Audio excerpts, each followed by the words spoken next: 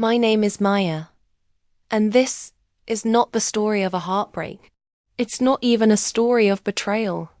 This is the story of transformation, of rising after the fall, of reclaiming what was stolen bit by bit, quietly, ruthlessly, and without mercy.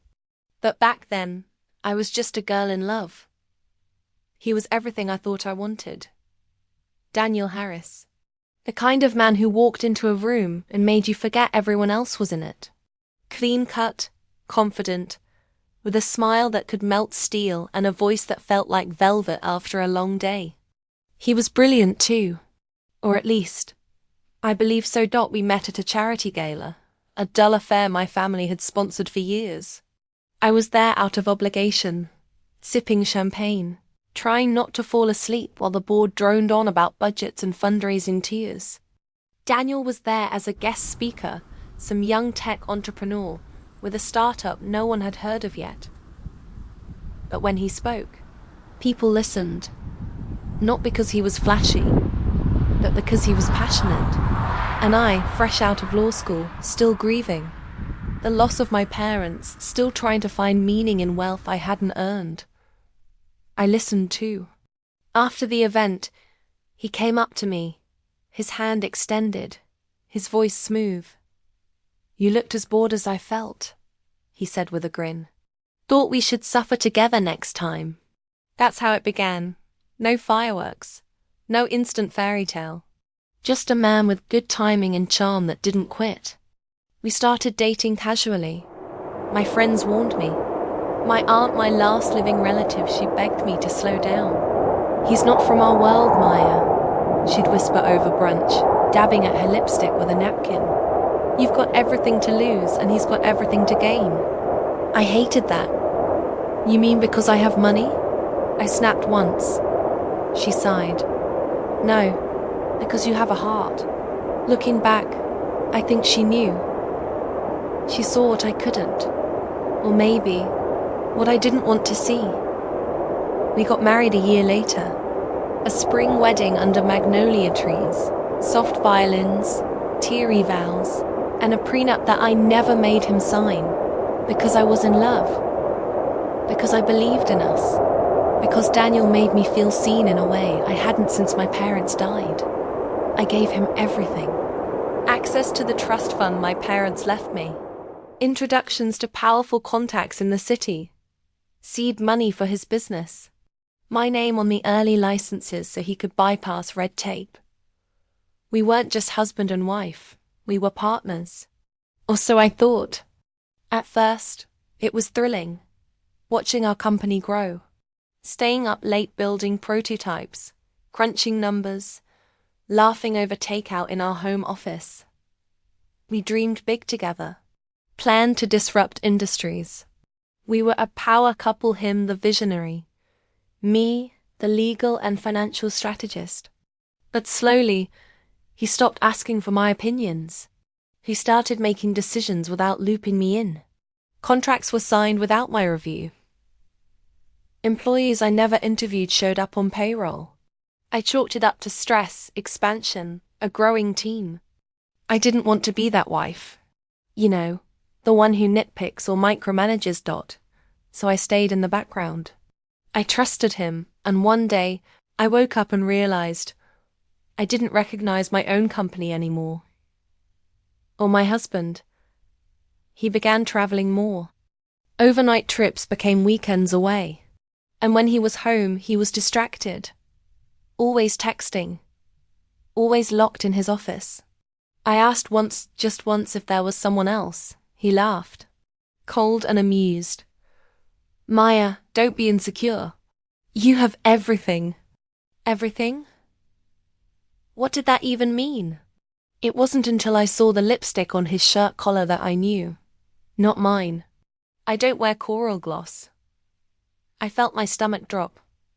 But still, I said nothing. Not yet. I wasn't ready. Instead, I started digging. Quietly, emails, credit card bills, deleted messages he forgot to scrub from his Since tablet. And there she was. Leah, his assistant. 20-6. ambitious, pretty in that curated Instagram way. Always around him, always too close. And from what I could piece together, this hadn't started recently. No, they'd been involved for months, maybe longer. He was careful, but not smart. Not smart enough to cover his tracks with a Lalia for a wife. I wanted to scream, to confront him, to throw him out of the penthouse I paid for. But I didn't, because something in me shifted. The girl who gave him her heart was gone. The woman he betrayed. She was just waking up. So I smiled at him over dinner. Told him I was planning to take a little break, maybe visit Italy. Clear my head. I needed space, I said. He agreed too quickly. He even offered to book the flight himself. And when I left for Rome, I didn't cry.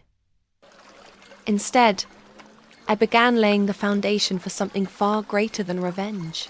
Began building my rebirth. Italy wasn't an escape. It was strategy. I landed in Rome, and the moment my feet hit the cobblestone, I shed the skin of the woman Daniel thought he left behind. I rented a quiet flat in Trastevere, nothing extravagant, just charming enough to feel grounded. And there, with the scent of espresso wafting in from the streets, and the distant sounds of violins and motorbikes, I began my reinvention. I contacted 2 people. My old law school friend Celine, now a partner at one of Europe's most elite firms, and Marcus, a cybersecurity consultant I once helped through a legal battle and who'd never forgotten my loyalty. Together, they helped me uncover the full extent of Daniel's deceit.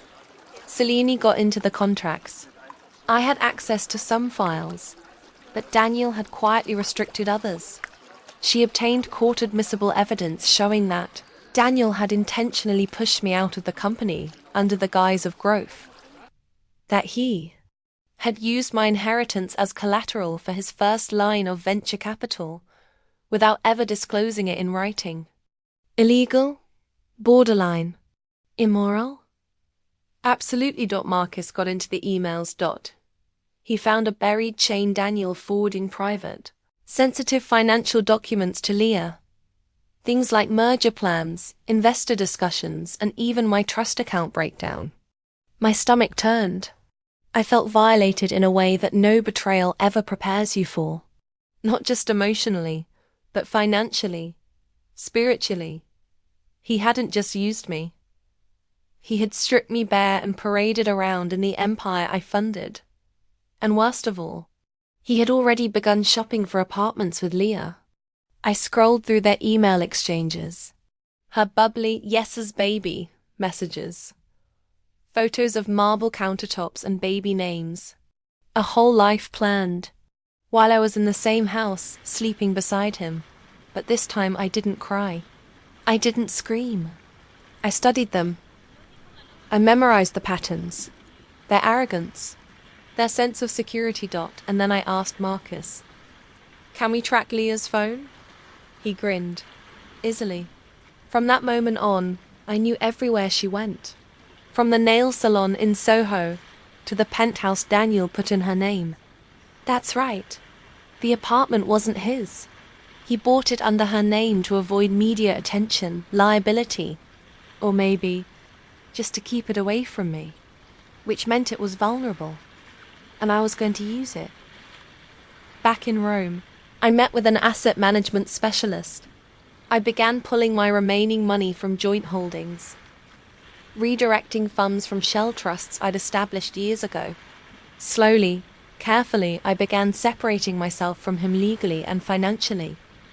Meanwhile, I launched a new LLC I called It Athena Revive Holdings, a quiet nod to the goddess of war and wisdom. Under Athena, I started investing in boutique tech firms. Daniel had turned down startups he called too niche, too feminine, or too risky. They were brilliant, women-led, disruptive, smart, and they welcomed my money, my advice, and my strategy with open arms. I stayed anonymous. I had no intention of letting Daniel know I was back in the game. Not yet. Then came the press release. Harris Innovations partners with global tech for $15 million Series D expansion. I read every line of it. Then smiled. Because global tech? One of my firms had just acquired a 12% stake in them 2 weeks ago, through a holding company Daniel didn't know existed. I owned a piece of his own future. Oh, Daniel, you didn't just betray me. You awakened me. By now, Celine had also begun preparing the lawsuit. She advised patience. Let the financial chess play out. Don't blow your cover. You only get one shot at this, and it needs to be public. I agreed, but privately. I also had a personal score to settle. So I flew back to New York. He didn't know I was coming. The doorman still recognized me, offered a hesitant smile as I stepped into the building wearing dark sunglasses and a tailored trench coat. The lobby smelled the same, like citrus and betrayal. I took the elevator to the penthouse. My penthouse. And when the doors slid open, there they were. Leah, wearing one of my silk robes, sipping from my favorite crystal glass. Daniel, shirtless, on the balcony, yelling into his phone about stock options. Neither of them saw me at first. I stood silently, just watching. Until Leah turned. Her face went pale. Maya? Daniel spun, his expression slipping from shock to fury in a second. What the hell are you doing here? I smiled calmly. Just visiting what used to be mine. He stormed toward me. You're trespassing. You need to leave. I held up the deed. I'd be careful who you accuse of trespassing. This property. I waved the paper.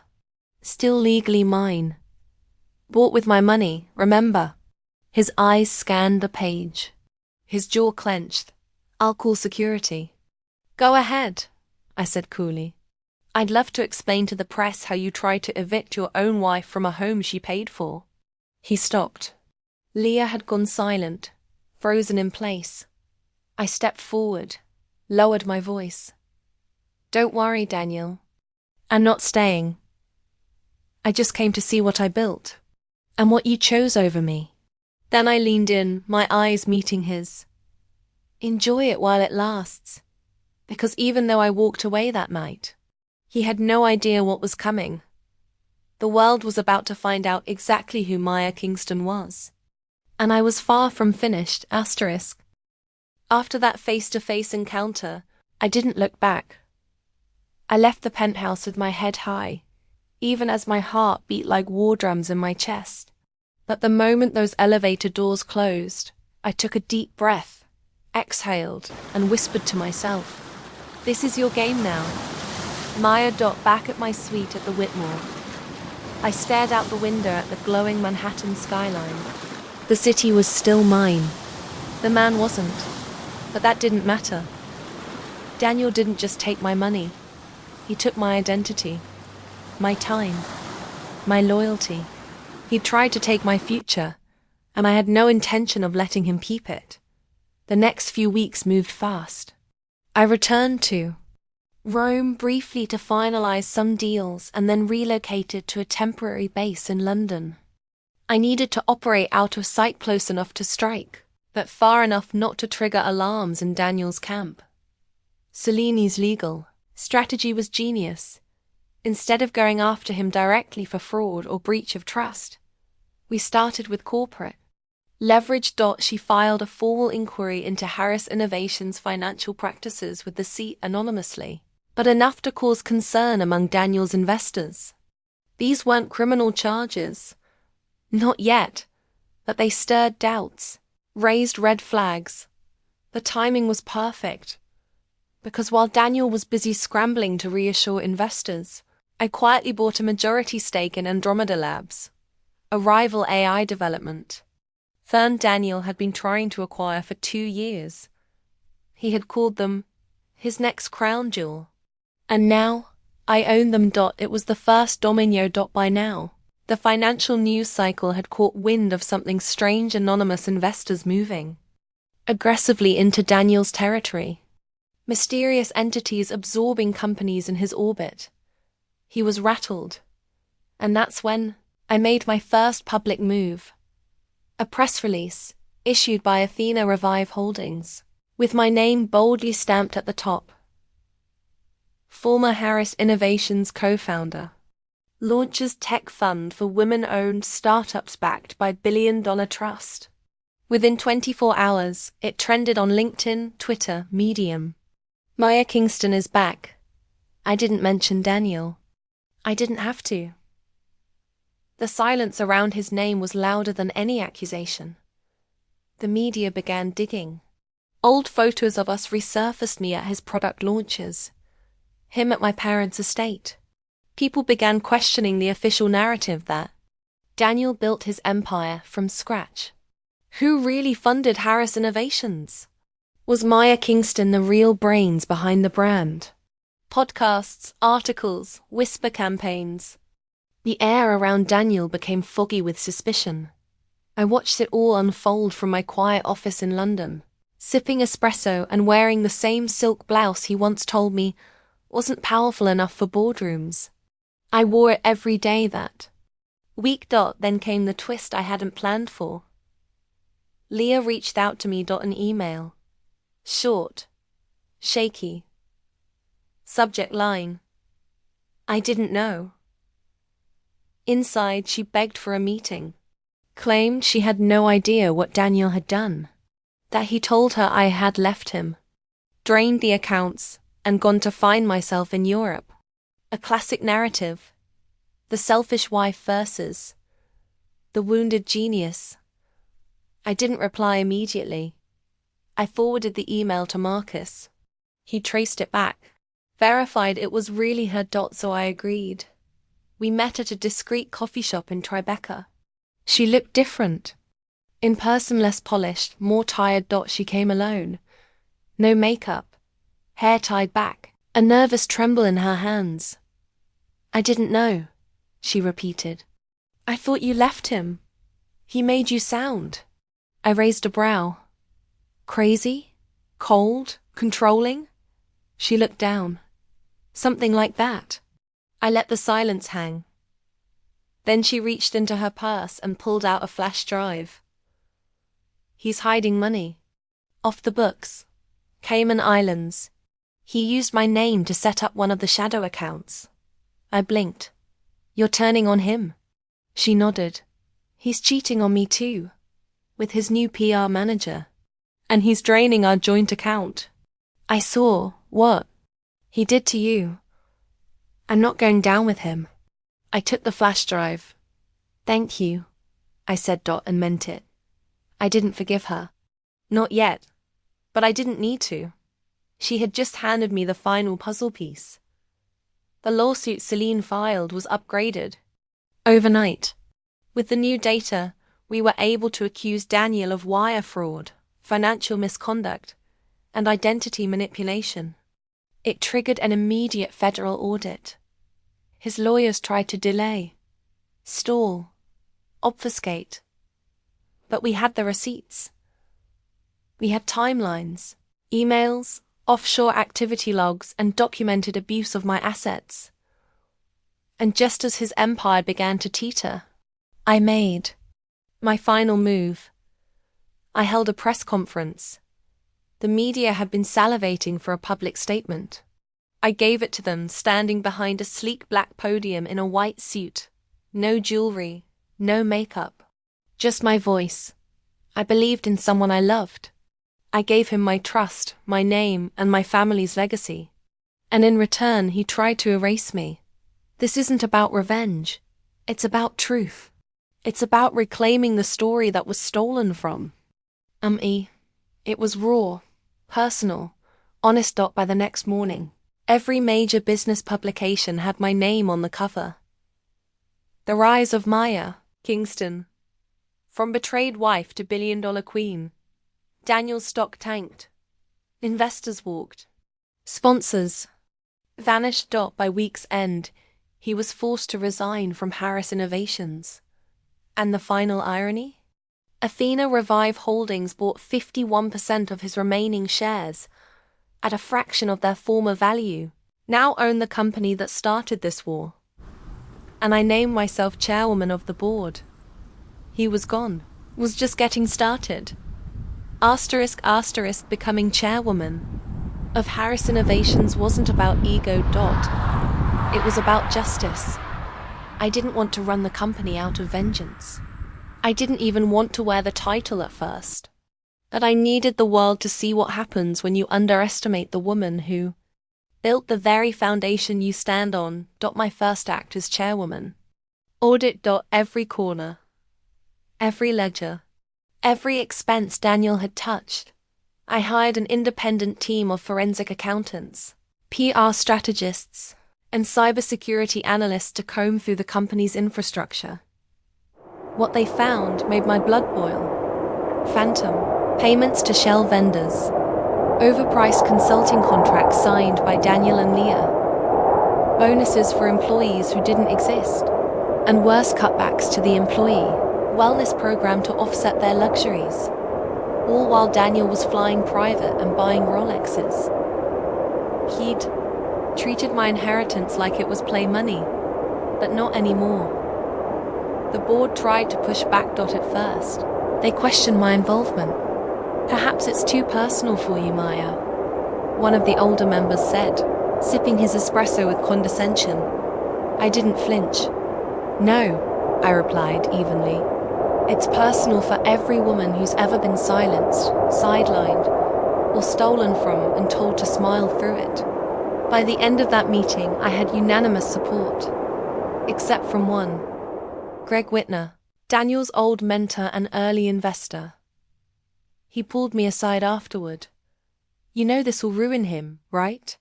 I looked him dead in the eye. I'm counting on it. With the evidence we had, the SEC began formal proceedings. Daniel was summoned to testify. He declined, pleaded the fifth, in fact.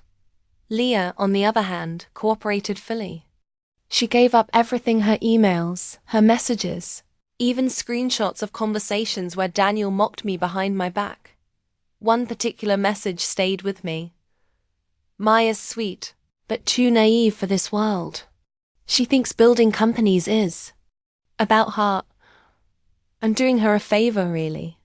She thanked me one day. Thank you. Daniel, I hope you're watching now.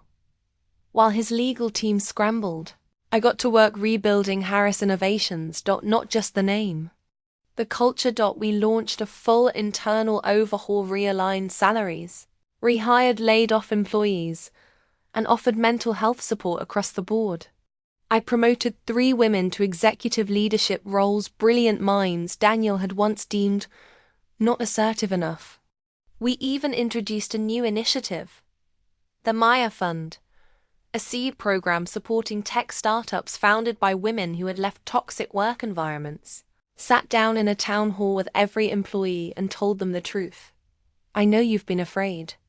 You've been in the shadows of someone who thought control was leadership. But from this day forward, this company is built on transparency, integrity, and no one will be left behind for ambition. They stood and applauded. Some cried. It felt like healing. And then, on a rainy Tuesday morning, it happened. Daniel sent me a message. Just one line. Can we talk? My hands shook. I hadn't seen or heard from him directly in months. He didn't even sign it with his name. He didn't have to. Ignored it. But 2 hours later I received another. You've made your point. You've won. But I need to explain. Please. This time I replied, no. You explained everything when you chose her. And then her replacement. And when you thought I'd fade into nothing.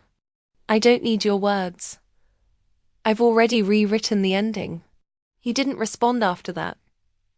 But I heard from our mutual friends that he was spiraling. He sold his penthouse, retreated to a luxury villa somewhere in Bali. Apparently he's trying to write a book now. about business betrayal. Oh, the irony. Meanwhile, I was just getting stronger. Months passed. And then, one evening, as I walked into a packed auditorium in San Francisco to give a keynote speech at a global Women in Tech summit, something happened that I didn't expect. A young woman approached me backstage. She had tears in her eyes, a nervous smile. I just wanted to say thank you. I was in a toxic company. I watched them fire brilliant women and promote cowards. I was afraid to leave. But your story, it made me quit. And now I'm launching my own app. I even applied for the Maya Fund. I hugged her. Because that was it. Asterisk, that was why I did all. This. Not just to win back what was mine, but to turn my pain into a path for others. When I walked on stage, the crowd stood before I even opened my mouth. And for the first time, I felt whole again. I didn't see the woman Daniel left. I saw the woman I became because he left. Strong, free, unapologetic. Not a victim, not even a survivor. A force. Asterisk, there's a moment when the dust finally settles, when the spotlight dims, and the adrenaline fades, where you look at everything you've done and wonder. Was it enough? For me, the answer was yes. But also, no. Because revenge was never the endgame. It was just the ignition. What mattered more was what came after. Building, rebuilding, becoming. Months had passed since the courtroom drama ended, and the media moved on. Harris Innovations was no longer Daniel's empire. It was a powerhouse of innovation, rebuilt from its cracked foundations with honesty, vision, and yes, feminine fire. The world saw a woman rise from the ashes. But I never forgot the fire that burned me.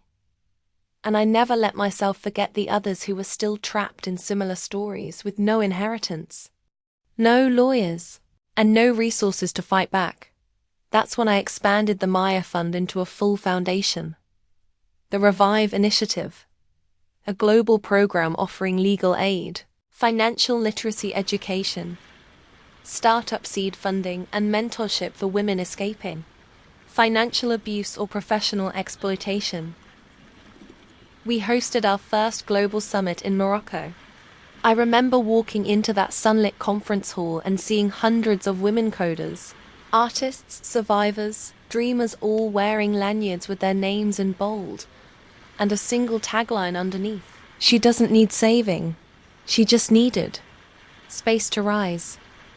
That tagline stayed with me, because that had been me, drowning in luxury, silenced in boardrooms I helped design, married to a man who mistook possession for partnership.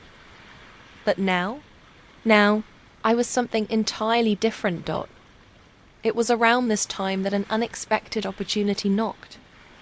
A major media network reached out wanting to license my story. Not for a cheap docudrama, but a premium limited series. Emmy-level production. They wanted authenticity. They wanted me. I hesitated at first. The idea of putting it all on screen, my pain, my marriage, my mistakes felt like reopening old wounds. But then I realized, maybe the world needed to see it to believe it. So I agreed. I served as executive producer, with full creative control. I hired a woman to play me, not a glamorized version, but a woman with grit in her eyes and scars she didn't hide. And I made one condition, that the story end not with me walking away victorious from court, but with me standing on that San Francisco stage, hugging the girl who found her own voice because I fought to reclaim mine. When the series aired 6 months later, it went viral. Women all over the world messaged me. My boss stole my ideas. Thank you for this. My ex ruined my credit. I'm rebuilding. I didn't leave him until I watched you rise. I cried. A lot. But they weren't the tears of that girl I used to be. These were the tears of someone who made it out. And then, one night, In the middle of a gala fundraiser, someone I never expected to see again walked up to me. Leah. Yes, that Leah. But she looked different. Not just in appearance. In energy. She was softer, quieter, older. Somehow. She wore a modest black dress. No diamonds, no flash. "Hi Maya," she said gently. "Do you have a moment?" I nodded. We stepped outside into the garden, away from the crowd. She looked at the stars, not at me. "I've been volunteering. Working with girls in tech. I got certified as a trauma counselor too," she said. I was surprised, but I didn't speak. She took a deep breath. "I just wanted to say, I'm sorry. Not just for being with him, for believing him, for helping him gaslight you, for being who I was back then." I studied her for a long moment. She wasn't asking for absolution. She was offering accountability. And that was rare. I gave her a small nod. "Thank you." I said. It wasn't forgiveness, but it was peace. And I realized something important. You don't need to destroy every villain in your story. Sometimes, life does that for you. So what happened to Daniel? He faded. Not overnight, but slowly. His book flopped. Investors blacklisted him. And the world forgot him. No lawsuits. No arrests. Just irrelevance. And honestly, that's the best revenge of all. Because power isn't about headlines or court wins or even taking back what's yours. It's about becoming someone so powerful, so whole, so untouchable that even your worst mistake can't break you.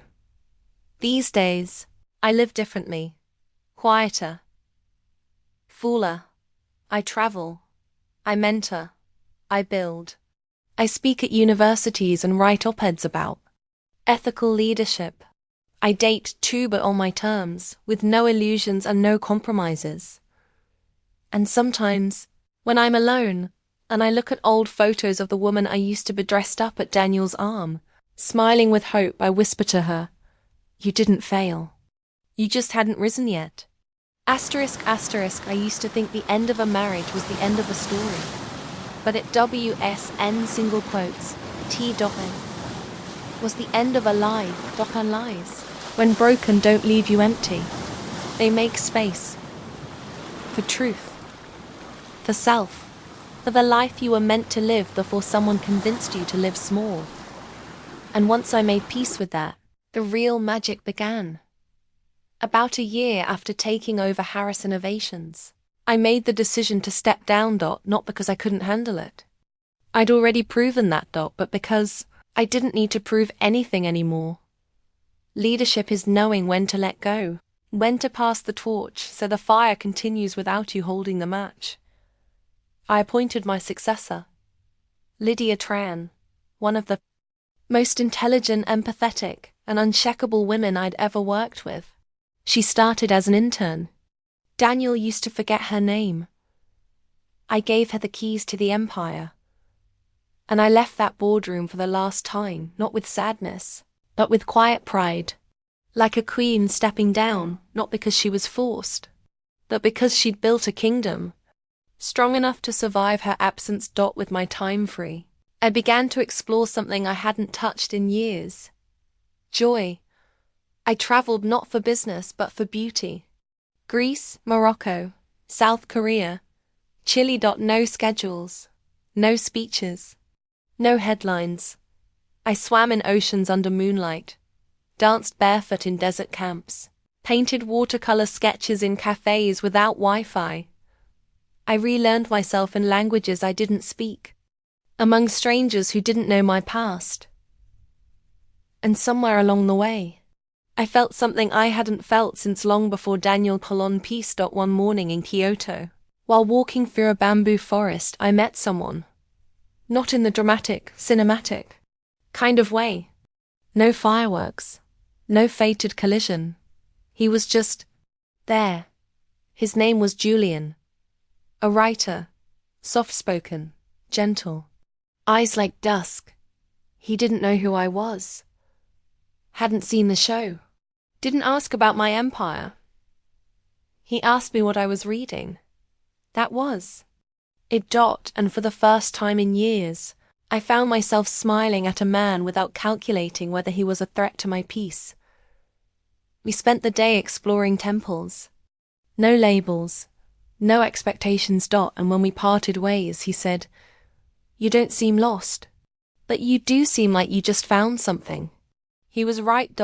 It wasn't him. It was me. Later, we did stay in touch. Slowly, carefully, but this time I didn't rush. I didn't give up my solitude, my silence, or my soul to accommodate someone else's insecurities. And maybe that's the real love story in all of this. Not Julian. Me, learning to love myself again. Because revenge burns hot and fast. But healing, that's what makes you eternal. Back in New York, I downsized, sold the penthouse, bought a warm brownstone in Brooklyn with a garden where I could grow herbs and lavender. I didn't need 10 rooms. I needed light. I filled the walls with art from female painters, shelves with books by authors who knew grief and rebirth and radical joy. I adopted a dog. Her name is Echo, because she follows me everywhere and refuses to let me forget who I've become. One afternoon, I visited my parents' graves. I hadn't been back in a while. I sat there, ran my fingers across the etched names, and told them everything. About Daniel, about the empire, about the fall and the rise, about the pain and the pride. And then I whispered something I hadn't dared to say before. Thank you for trusting me with all of it. I didn't lose it. I just had to learn how to protect it. I left a single lavender bloom on the stone and walked away with no tears. Only light. The press still reaches out sometimes. They want updates, photos, a second series. Where is Maya now? Articles. I decline. Because the story they want, it already happened. And the story I'm living now, that's just mine. Quiet, unapologetic, true. So if you're listening, and you're still in the middle of it, still shattered, still betrayed, still crawling through the ashes of someone else's lies, please hear me. You are not broken. You are becoming. And what waits for you on the other side is not just survival. It's sovereignty. They say revenge is best served cold, but I disagree. The real victory isn't in retaliation. It's in reinvention. 2 years after, I walked away from Daniel and everything he ever tried to bury me in. I was invited to speak at an international summit in Oslo. The theme? Resilient women in global leadership. The invitation wasn't just an honor. It was a reminder, a full circle moment, because once upon a time, I was a woman hidden behind a man's shadow. I was the uncredited architect of a dream I was told I wasn't qualified to own. And now I stood on the world stage as a woman who had not only survived betrayal, but built from it. I'll never forget the moment I walked out onto that stage. There were hundreds of women in the audience, some in suits, some in hijabs, some with babies on their laps, some with cane-walking elders beside them. A beautiful mosaic of lives, all carved through pain, ambition, and quiet endurance. I didn't give them a corporate speech. I gave them the truth. There will be people in your life who tell you that you're too soft, too emotional, too trusting. They'll take your kindness for currency and cash it in when you least expect it. But hear me now, your softness is not weakness. It's your origin story. It's your weapon. It's your power. And they applauded. But more than that, I saw them lean forward. Not because I was famous, but because I was familiar. Because they'd been me. That night, I had dinner alone. No entourage. No media. Just me and a bowl of steaming seafood stew in a quiet Scandinavian tavern. And you know what? I felt free. Free in a way I never had during the glitz of gala nights, or the golden cages of penthouse living. Because real freedom isn't wealth. It's wholeness. But as fate would have it, the universe wasn't done giving me closure. A week later, while waiting at JFK for a delayed flight, I heard a voice. Familiar. Maya. I turned. It was him. Daniel. Older. Thinner. Still well dressed, but the air around him had changed. There was no spark, no heat, just tiredness. He gave me a sad smile. You look good, he said. I nodded politely. You look different, he chuckled. That's what losing everything does to you. There was no bitterness in his voice, just a hollow echo of someone who'd finally run out of lies. He sat beside me without asking. I let him. After a moment, he said, I've watched your interviews. Read the articles. You've done amazing things. Another pause. I was wrong about you. About everything. I tilted my head slightly. Why are you telling me this? He looked down at his hands. I guess I wanted to be remembered for something other than being the man who lost you. For a split second, I felt the old ache rise in my chest, but it passed, like a shadow under the sun. And I looked him in the eye and said softly, You were never going to keep me, Daniel. You just helped shape the woman I became after you. Then, without anger, I stood up. Take care of yourself. And I walked away. No dramatic ending. No lingering goodbye. Just a quiet step toward my next chapter. Because when your story is no longer about who hurt you, it becomes about who you're becoming. And mine? Mine was only getting started. Asterisk. It's strange how life softens after the storm. When you've endured enough loss, enough betrayal, enough fire, there comes a day when the noise fades, the ache dulls. You begin to live not in spite of what happened, but because of it. And that's when real peace begins.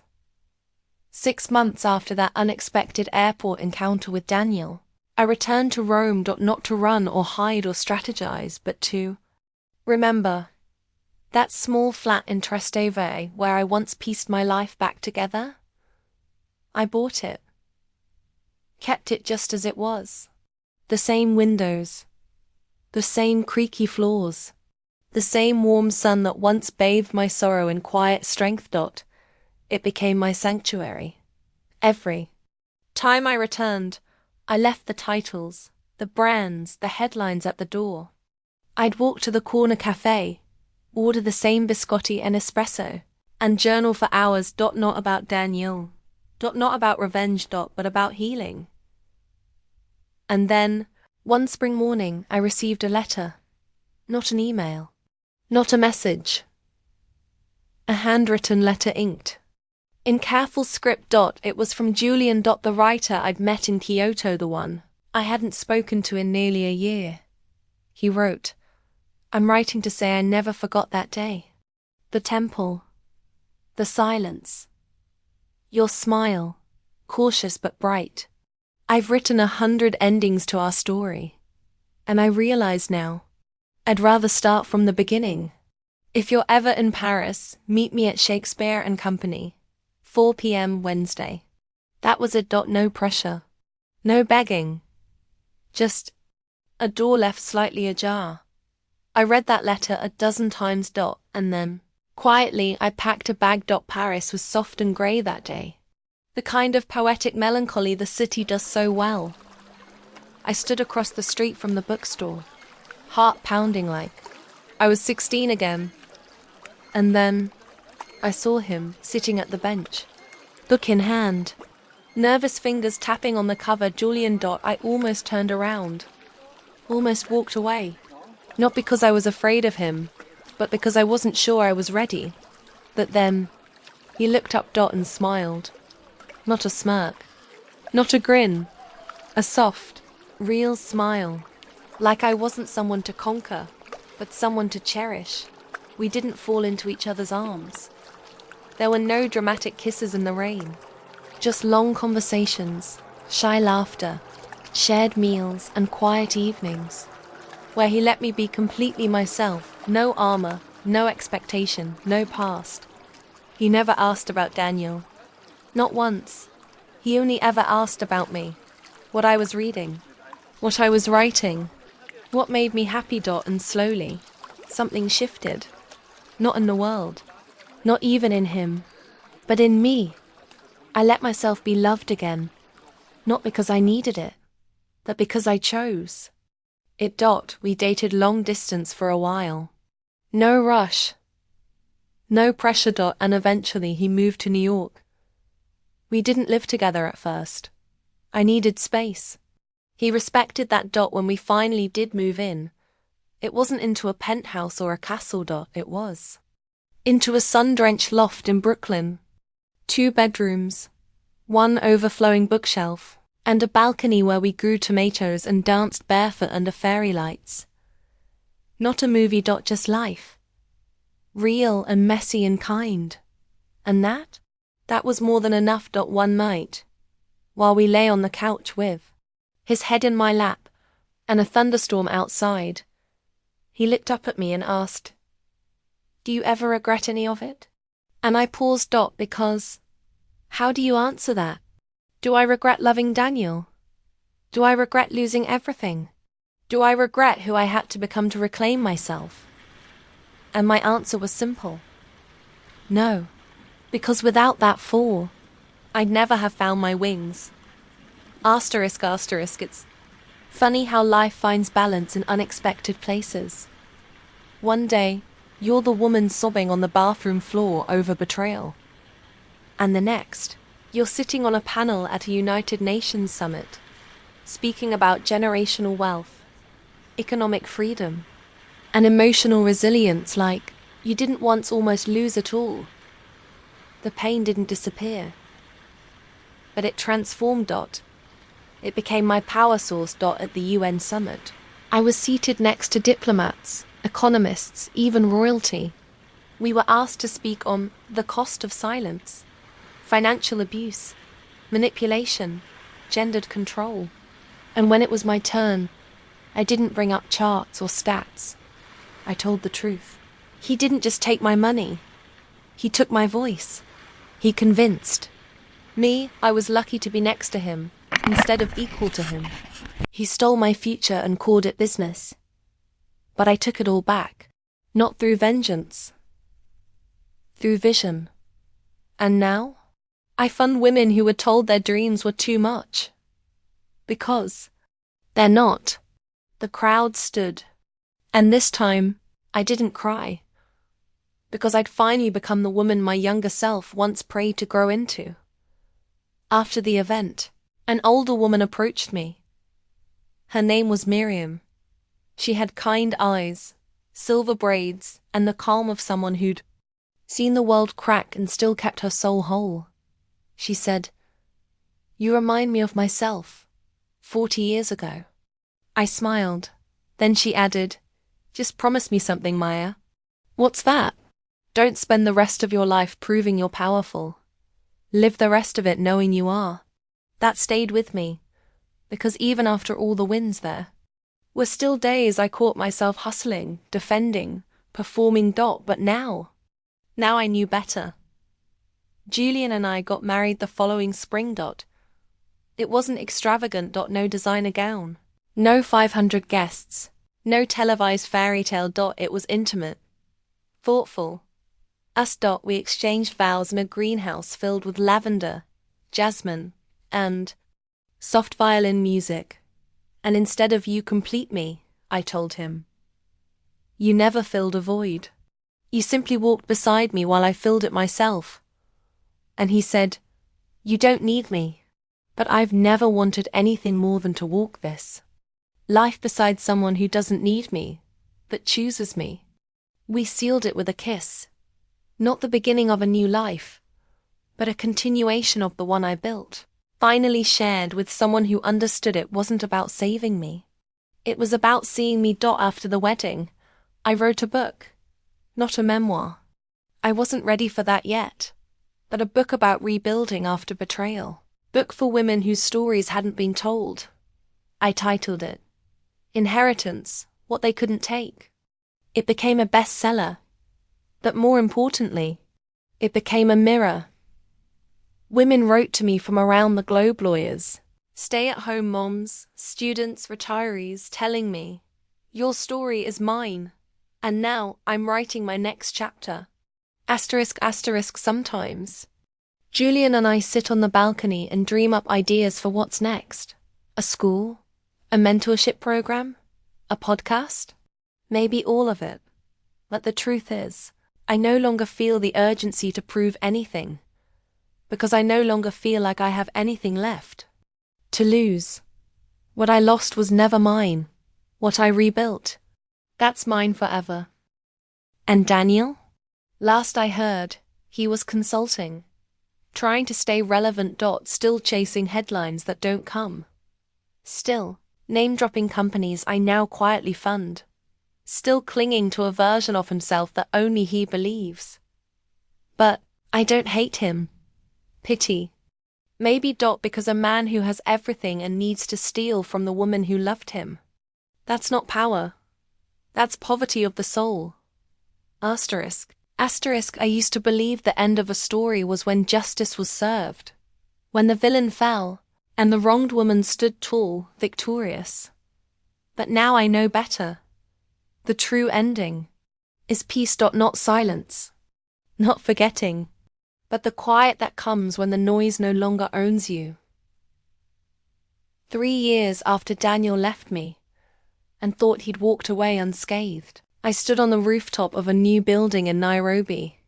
One of my latest projects, a women-run tech accelerator, fully funded by the Revive initiative, built by local architects, and powered by solar energy. As I watched a group of teenage girls tour the new classrooms, eyes wide, notebooks ready, ideas bursting at the seams, I felt it. That electric tingle of impact. Of knowing that something I helped build would outlive me. This was my real inheritance. Not money, not a last name, but legacy. Julian was there too, filming a short documentary on sustainable, female-led innovation.